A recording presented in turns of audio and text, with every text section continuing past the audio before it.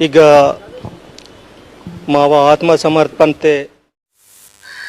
पिछले दिनों आत्मसमर्पण किए जो 75 लाख के जो इनामी बड़े माओवादी और पीएलजी बटालियन नंबर 1 की वर्तमान चीफ इन कमांड जो वो अपने 19 जो साथियों के साथ ही वो आत्मसमर्पण करते हैं। हालांकि एक बयान हमने सोशल मीडिया में देखा है, उसे आपको भी देखना होगा। आज एक ऐसी खबर के बारे में बात करेंगे जिस तरीके से लगातार जो बस्तर में माओवाद का अगर कहे तो जिनके जड़ें जो मजबूत होते हैं जिन माओवादियों के होने से आपको बता दूं माओवादी इसलिए बने क्योंकि तेलंगाना के बताया जाता है कि तेलंगाना के जो बड़े कैडर है वो अन्य राज्यों के जो बड़े कैडर है वो बस्तर में आए थे, बस्तर के लोगों को अपने आकर्षित किया और माओवाद से जब जुड़े तो यहाँ के माओवाद की संख्या बढ़ाने में उनकी मुख्य भूमिका रही है।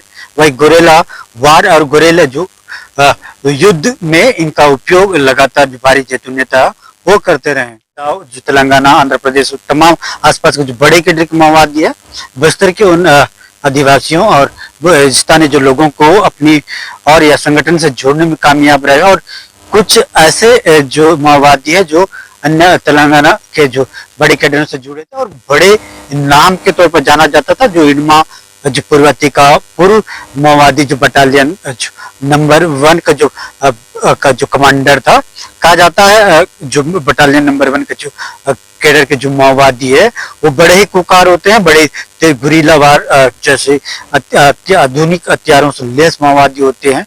बना रहे हैं बार से देवा वही देवा है जो इडमा के रहते हुए बटालियन नंबर 1 के जो कमांडर नियुक्त किया गया। तो उसके बाद लगातार जो कमांडर इन चीफ का रोल निभा रहा था। लगातार जिस तरीके से केंद्र सरकार के जो केंद्रीय गृह मंत्री का एक अल्टीमेटम जो 31 मार्च 2024 का था उसके तहत जो तमाम जो राज्य के अलग अलग जो राज्य वो काम कर रहे हैं। पिछले दिनों आत्मसमर्पण बाढ़ से देवा होते ही एक माओवाद का अंत भी देखा जा रहा है, क्योंकि बड़े कैडर के जो माओवादी जब अरेस्ट हो जाते हैं आत्मसमर्पण होते हैं पुनर्वास समिति से आते हैं, कहीं ना कहीं लोगों का रुझान उनके और जाता है। यही वजह है कि माओवाद का जो कमजोर पल इसे कहा जाता है। देखना होगा बढ़ से, लेकिन एक तस्वीर आई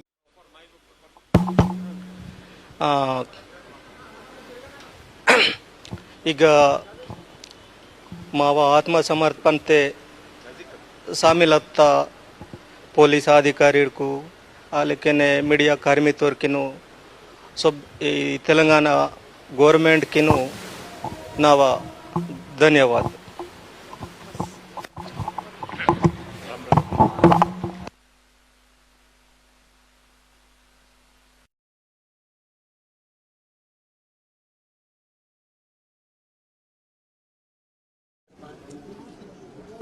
ये छत्तीसगढ़ से बाहर निकलकर भागकर बारसे देवा और बटालियन 1 के सारे लोग तेलंगाना में ही चले गए थे और वहीं थे ये काफी लंबे समय से। इनका लोकेशन भी वहीं आ रहा था।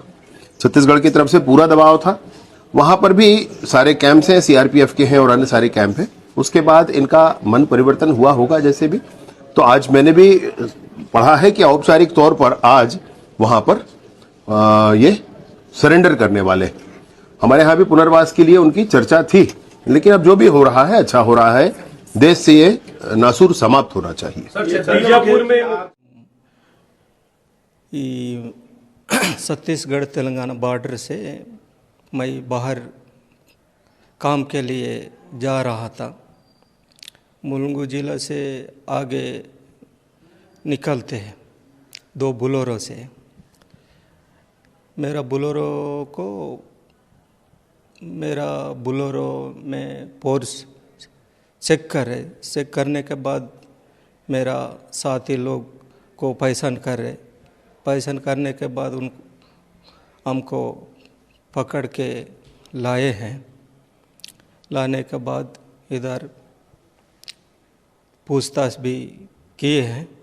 पूछताछ करने के बाद हम निर्णय लिए कि ये इस समय परिस्थिति पार्टी का थोड़ा 1-2 साल के पहले से ये मुठभेड़ होना, ये कुछ लोग मारे जाना, बाकी लोग घर वापस जाना, ये पुलिस का भी मूवमेंट ज़्यादा होना, इस कारण से मैं सरेंडर करूँगा करके निर्णय लिए हैं। ये 2-3 महीना में तेलंगाना में था, इसीलिए मैं दूसरा काम के लिए जा रहा था। मैं रास्ता में मेरा को पकड़ के इधर लाए हैं, इसीलिए मैं तेलंगाना में सरेंडर करने के निर्णय लिए हैं। को पुलिस मारने से भी इड़मा ख़त्म हो गया कि मैं नहीं कर सकते करके, ऐसा मैं बिल्कुल नहीं सोचे हैं।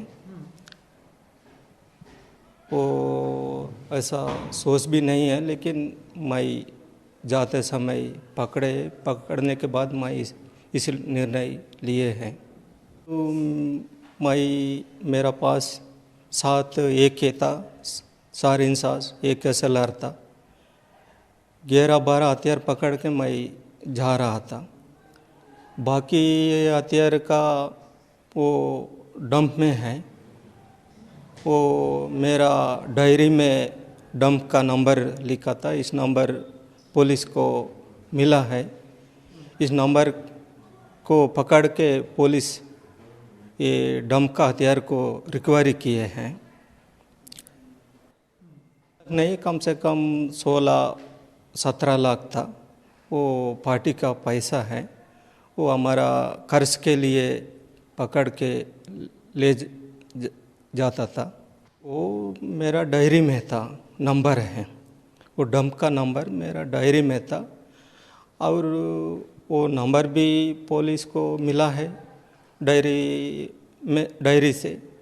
बाकी हमारा साथी लोग भी 1-2 बताए होंगे, इसीलिए वो हथियार मिला है करके। हथियार तो हम माओवादियों को सोर्स है, बाकी बाहर से खरीदते हैं। बाकी हथियार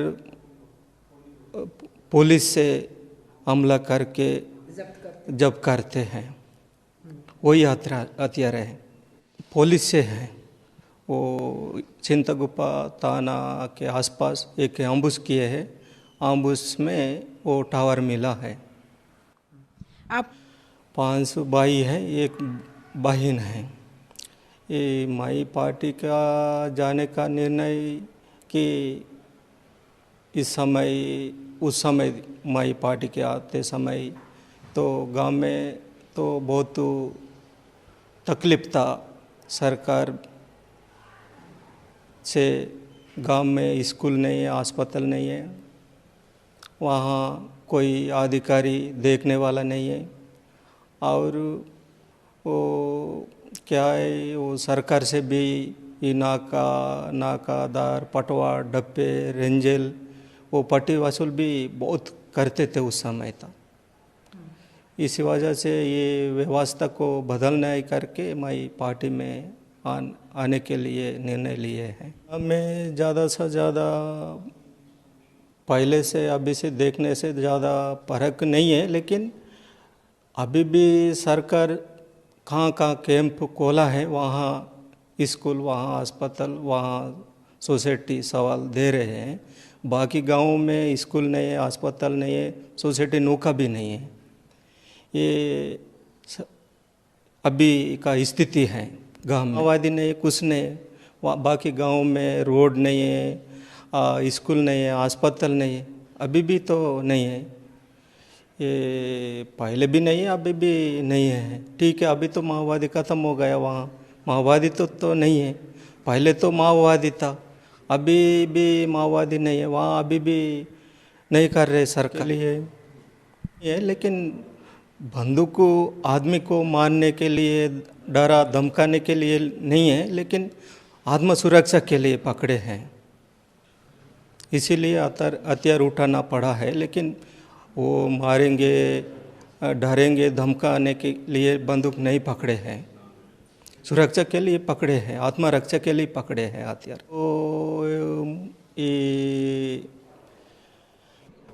पुलिस, हम भी, हमारा पार्टी बताए कि पुलिस भी दुश्मन नहीं है, पुलिस भी हमारा दोस्त है, वो भी गरीब है करके पार्टी बताया। लेकिन पुलिस हमको मारने के लिए वो आए थे, हम भी बचने के लिए, आत्मसुरक्षा के लिए ये फायरिंग करना पड़ता है। उन लोग भी, पुलिस भी हमको मारते हैं, हम भी मजबूरी से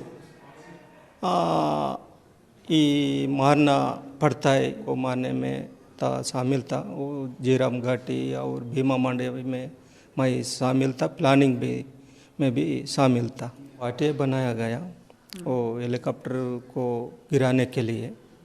मान लो मई में किया था फायरिंग उस शॉट गन से। मोबाइल इस्तेमाल करते हैं, इस्तेमाल वो सिर्फ पढ़ने के लिए और वीडियो देखने के लिए और अलग अलग आदमी को भी थोड़ा संपर्क करने के लिए भी कुछ इस्तेमाल करते हैं। मैं इधर आके सिलेंडर किए, मैं इधर भी डर नहीं है, उधर भी डर नहीं है, लेकिन थोड़ा हम सिलेंडर किए हैं। बाकी बचे हुए कामरेड ये सिलेंडर हुए हैं, पूरा डम को भी बताए करके थोड़ा गुस्सा होता है करके मैं थोड़ा सोचा है, लेकिन किसी को मैं नहीं डरे हैं।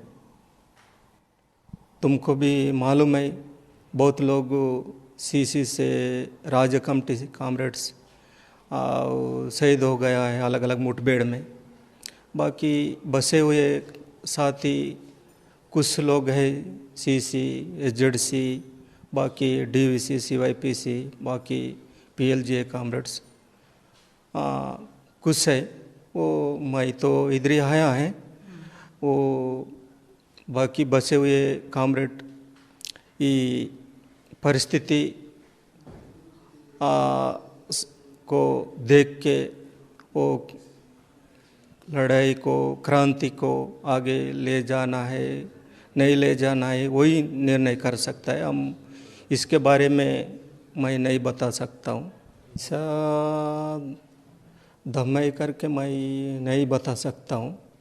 तो अभी तो पूरा देश में देखने से ये माओवादी पार्टी तो पूरा ये कम होते जा रहा है, ऊपर से नीचे तक। इसीलिए वो वही रहने वाला कामरेड्स वही निर्णय करके तय करेंगे, हम नहीं बता सकते। तो देवजय करके मैं भी सोचा हूँ, लेकिन पार्टी में चर्चा चल रहा है, तो फाइनल तो नहीं हुआ है। वो पार्टी अभी रहने वाला साथी लोग वही निर्णय करता है। नहीं नहीं नहीं नहीं, मोबाइल से कभी भी नहीं संपर्क किए है बाकी साथियों को। हम लेटर से लिख के भेजते हैं। अभी मैं कुछ नहीं सोचा है, मैं अभी सरेंडर हुआ हूँ। हम अपना जान को कहाँ रखना है, कहाँ रहना है, वही मैं सोचा हूँ। लेकिन आगे कैसा करना है, क्या करना है, मैं अभी नहीं सोचा हूँ कुछ भी। परिवार में जाएंगे कि कहाँ रहेंगे, कहाँ जाना है, अभी पता नहीं। तो बाद में वो सोचेंगे हम। केंद्र सरकार तो बता रहे हमेशा, ये केंद्र सरकार, राज्य सरकार तो 2026 मार्च 31 तक, मार्च के पहले भी हम ख़त्म करेंगे करके हमेशा वही बात बता रहे हैं। अभी भी ऑपरेशन चल रहा है, बाकी मुठभेड़ भी हो रहा है। 1-2 दिन पहले भी 14 लोग साथी मारे हैं, शहीद हो गया है।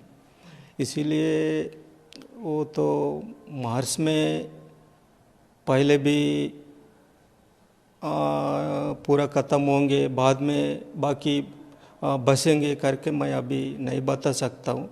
वही साथी लोग कुछ बस भी सकता है, बाकी पहले भी ख़त्म हो जाएंगे तो वो परिस्थिति के मुताबिक होता है, हम नहीं बता सकते पहले।